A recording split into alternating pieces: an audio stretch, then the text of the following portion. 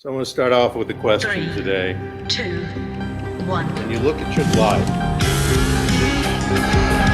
from what perspective do you look at it? Remember what Barbara just saying. So what perspective do you look at? The past, the now, the future, your disappointments, your successes, when you cried, when you laughed, when you loved, when love was unrequited maybe.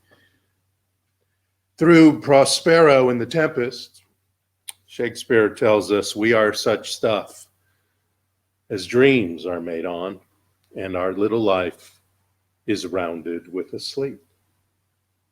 In other words, he says life is an illusion, a fiction that we bring to reality.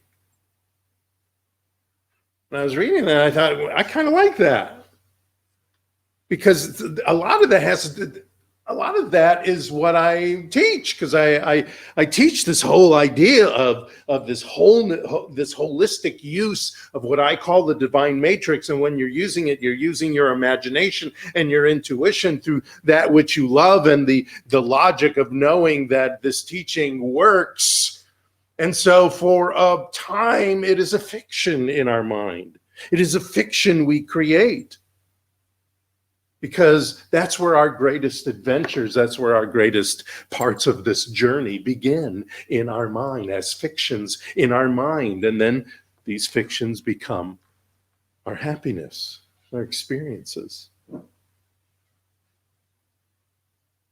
And when sometimes things are running around in your head like a whirling dervish of bad mental habits or actions, and we have these tools that we teach that Gary talked about to alleviate them, to replace the fictions that have shown up in our lives, like the Scarlet Letter or stories like that might relate in our lives, in our experiences, with experiences like we read, like fictions of The Alchemist or Call of the Wild, adventure and excitement and love, and beauty and attachment and communion. When we change the frequency of our lives, we change it from a fiction like Madame Butterfly to the songs of Jamie Lula. Things are perfect where spirit is in the house. Last week I mentioned looking up. Not at the sky, of course, although that's nice, or to a place called heaven, but metaphorically to the highest we can be, the highest we can choose to be, because it is a choice. We've been taught to look around, to decide by looking around at other people, at our community, at our family, at our friends, and taking that information to tell us who we are and what our purpose is and what we can do with our lives. And people come here, watch us, read New Thought books, listen to New Thought music, take this idea, this truth of oneness, that sacred connection that we all have, the ancestors that have gone before us. And we use that to figure out who we are, what our purpose is. And that can change through our lives. That's okay. There's also the act of looking in that people do. We start with our inner self, and everything's there anyway, right? So we look in, and sometimes as we look in, that gets to be tough and not fun. And we're doing some internal surveillance work, especially if you've been here, been around the world for a time. Things add up, and there's stuff that's been hiding for a decade or two. And in that, we have a discovery of who and what we are, and we get in touch with our deepest desires that way, and we can figure out the new path we want to follow, what allies we want to attract into our lives. And then we do the mental work that we learned here using the spiritual tools and other tools, and the physical action to achieve that, to succeed in that idea. But sometimes those two reference points, looking in, looking out, don't add up to enough success in our lives. Looking in and around can even lead us sometimes into a rut, into what we thought life wasn't going to be. Because there are these habits. We have these habits of belief, and they're often in conflict with our new desires, our new requirements, and our new declarations, journeys, and adventures. And it is then, and I'm sure we all have had that moment, or have had that moment many times, it is then changes need to be made. Christian Larson was a New Thought author. He wrote about a dozen books in the early 1900s, and he wrote a book called The Pathway of Roses. And in it, he wrote, "This is our purpose, to live the purest, the largest, the fairest, the most useful, the most beautiful, and the most spiritual life possible, just for today. To be our very best here and now, with no desire to outshine some other being, but simply to be all that we are in divine being now." In other words, to reveal the divinity in ourselves. We are divine beings living a human experience, of course. That's nothing new. That's no new revelation here. I bring it up all the time. But I bring it up to remind you to truly look in and discover your deepest desires are going to step up when you commune with your highest self, when you connect with that which designed you, which designed all of us, which informs us with only truth, which illuminates the hidden and unknown and electrifies the authenticity that is within you all the time, that we tend to hide. Looking up doesn't mean we never look in again, or squelch or repress our desires, or what's happening in our community, or what we can share in our community. It means we look to God to inform, direct, and reshape our thoughts and feelings. Looking up is the same thing as looking within. Within, not looking in, looking within. Looking in could be in therapy, in this ritual or that ritual, or in spiritual practice. Looking within is a spiritual practice. Within our deepest connection to the universe, where we can reignite our world by not only following our heart, but by directing our heart. Sometimes we think we're experts at turning away from the appearance of any situation because we are taught that. We're taught that in this teaching, in this philosophy, turn away from the condition and working it out in our mind and replacing that with and focusing on the positive, the optimal, the truth. But we must go further than that logic, as well as that teaching, further than the history of our lives, further than even past the human knowledge that we have, and lift our consciousness out of this material scene, this material world, to see it from a place of spiritual truth, so that we can reveal that truth in our physical space. To be like a drone surveilling our life without emotion, without reaction, or any of the stuff from our history. But I want us to go further than the commonly called 30,000 feet. Have you heard that? It's very common in the business world. Gary's nodding his head. In the business world, they always have these meetings, and the supervisor, well, my job, and I hope you all join me, is to look at this whole situation from 30,000 feet. The whole big Megillah, as they would say. But I want us to go beyond 30,000 feet. I want us to go to infinity and beyond, to the view from God's eye. The title of this talk is, Hey, Look Up Here. And the here in Hey, Look Up Here is the view at infinity feet, God's view. When we think, feel, breathe, live, and be from the higher consciousness, we reflect the timeless wisdom of the ages on a journey that's always at play and never the final destination. I need to remember that sometimes, boy. Find myself in a rut for one thing or another in my life, and I have to remember this is not the end. This is not the final destination. This is part of the journey. And take it.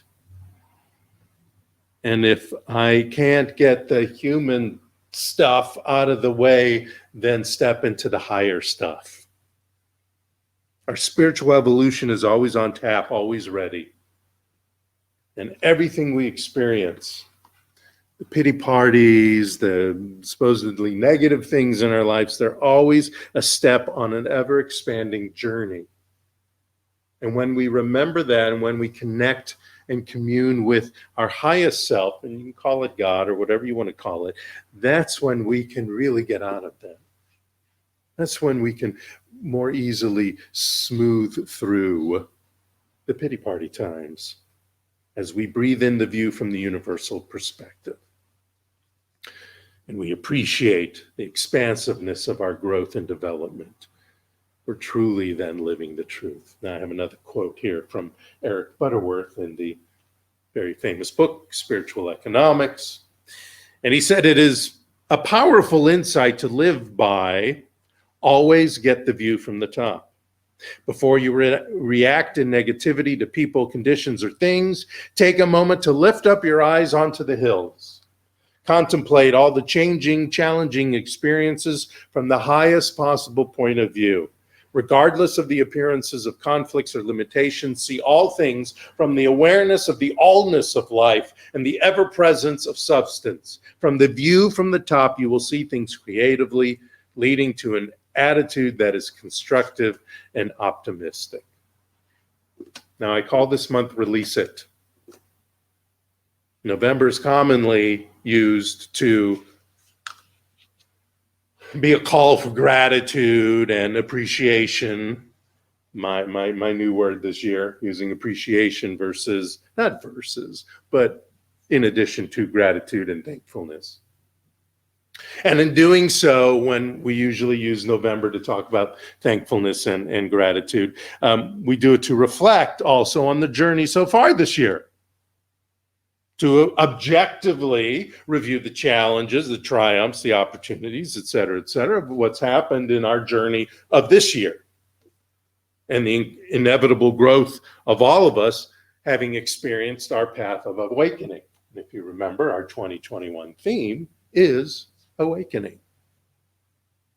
This week, let us take a moment, or maybe 10 moments, to appreciate and honor what has occurred during this year's part of the journey.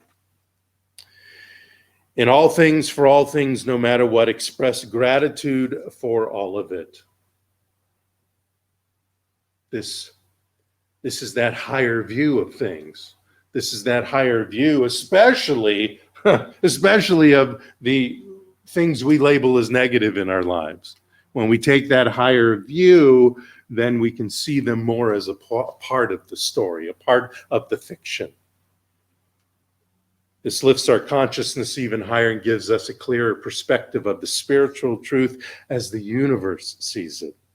Not as successes, not as failures, but as a journey, a path, moments on a trail to enlightenment, a trail to transcendence, a trail to moving forward in our lives, our careers, our retirement, our marriages, our life in this or that community that we take part in.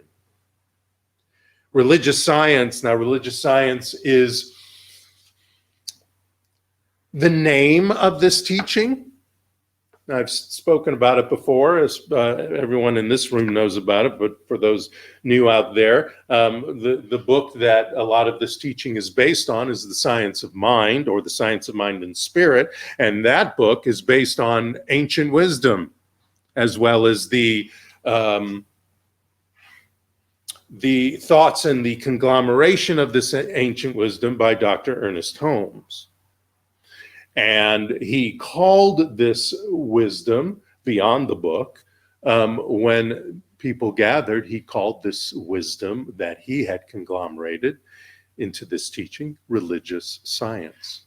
because it was religious in a spiritual way, but it was based on science. Not only science, especially of the times, but as we are seeing, the science of modern times is also proving the ideas that you find in this teaching and other teachings similar to this and the New Thought movement. Anyway, religious science teaches us this. The ultimate goal of life does not mean that we shall ever arrive at a spiritual destination where everything remains static and inactive, even if it's wonderful. Why? Because we always want to bust through, soar, and zoom, even if things are fabulous. Yes? Yes? Goes on to say that which to our present understanding seems an ultimate goal will, when attained, be but the starting point for a new and further evolution. So I get this, I'm the millionaire, but now I'm going to be the 10 millionaire. I get this, I find the mate in my life, and we decide to be life partners, whatever that means to you, marriage or whatever ceremony you want to do or not do. But then not only that, we're going to make it grow, and we're going to grow together in this evolution, in this transcendence of life as a X-year-old to life as an XYZ-year-old. All those things and everything in between and around it. Be but the starting point for new and further evolution. We believe in an eternal upward spiral of existence. Now, how do you lift your eyes to the truth? How do you do that? I told you all to do that, but how do you do that? We always go back to Emerson, don't we? Emerson, self-reliance. He said, now, I'll explain after I say the quote. He says, prayer is the contemplation of the facts of life from the highest point of view. It is the soliloquy of a beholding and jubilant soul. It is the Spirit of God pronouncing its works good. Change the word prayer if you want. Doesn't have to be prayer. You can call it whatever you want. You can do it how you want. Some people in contemplation go into what other people might call prayer. Who cares? You want to call it contemplation? Call it contemplation. God doesn't care. But when it becomes a soliloquy, whatever that is, even in meditation, even if you're using a mantra type Vedic meditation and you're repeating that Sanskrit word over and over again, it is a word, it is a soliloquy, it is a connection and communion with your highest self, with the universe, with the power and presence, with God, whatever you want to call it, beholding and being jubilant about that word and what that means to you. And when you do that, you are pronouncing your work good. And when you pronounce that work good, when you believe that work good, then like Richard Bach wrote, to fly as fast as thought, you must begin by knowing that you have already arrived. You've already arrived because you're using the most powerful and the highest power there is. It is there where a difficult situation will fade as you see the truth. It is there when moments when you lifted yourself out of the material world will be celebrated and enhanced. It is there no matter what it is, we can view it from a higher place in consciousness. To be in the world, but not of it. To be beyond what's going on. To spend less and less time affected by this world and challenges that might show up for whatever reason, and more time affecting how we are in the world, how we're going to respond to anything good, bad, or indifferent. Keeping the concept of living in first class as the covenant. We should all be in first class. Whether it's on an airplane or in your home, you get to decide what first class means. You don't have to have first class. You don't have to have the gold-plated this, that, or the other. That's not first class. That's some BS version of first class. You get to decide what first class means in your life, because God's view is a first class view, higher and more powerful than anything that is set at a 30,000-foot view. And that view is your divine self view. And it has a view where the qualities and quantities of wealth, love, beauty, and wisdom shine. And there are more, it is more even more fantastical than a Xanadu or a Shangri-La or a Camelot could ever contain. Our task, no matter the situation, condition, circumstance, repeated, new, no matter what, is to look beyond the experiences, look beyond the effects, look beyond the good, bad, or ugly of it, and seek the spiritual proof of whatever it is that is before us. And in those moments when it seems impossible to do that, when you just can't get yourself out of the pity party, and I've felt that before, and sometimes it feels, oh, this is horrible to say, but sometimes it feels so normal to sit in the pity party. And it's so difficult because it's an ugly, comfortable thing. Well, there's little things we can do to help us. And here's one. It's a poem by William Wordsworth. It's called I Wandered Lonely as a Cloud. And you can find this online. I wandered lonely as a cloud. I wandered lonely as a cloud that floats on high over vales and hills, when all at once I saw a crowd, a host of golden daffodils, beside the lake, beneath the trees, fluttering and dancing in the breeze, continuous as the stars that shine and twinkle on the Milky Way. They stretched in never-ending line along the margin of a bay. 10,000 saw I at a glance, tossing their heads in sprightly dance.